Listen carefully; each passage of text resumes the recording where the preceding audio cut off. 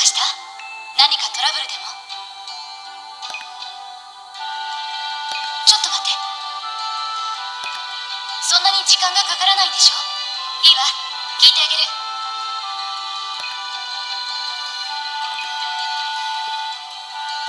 ねえ、何？いいことじゃなさそうね。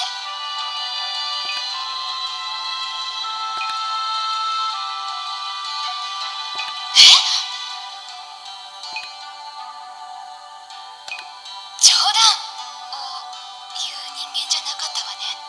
何があったの？当たり前でしょ。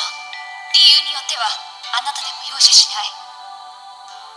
あなたはゼロを知りすぎてる。あれ？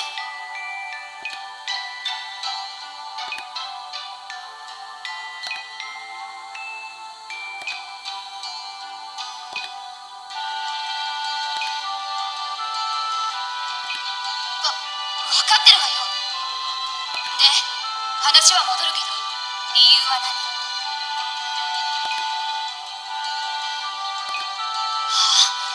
意味がわからないわよ。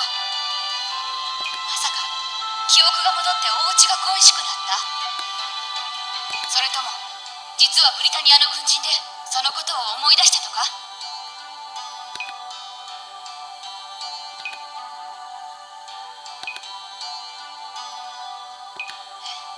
それどういう意味？だってその言い方じゃ。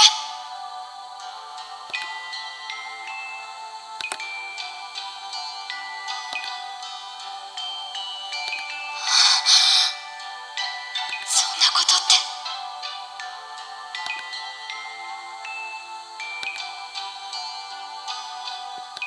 あなたになら安心して背中を預けられたのに。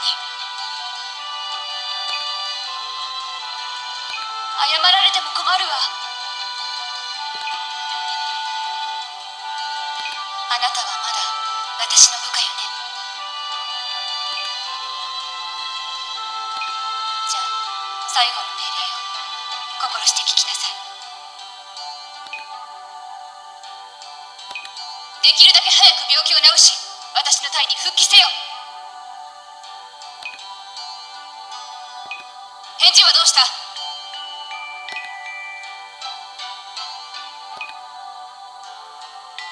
何よそれ。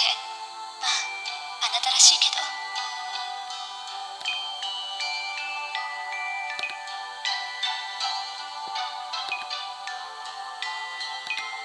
私はさよならなんて言わない。また会いましょう。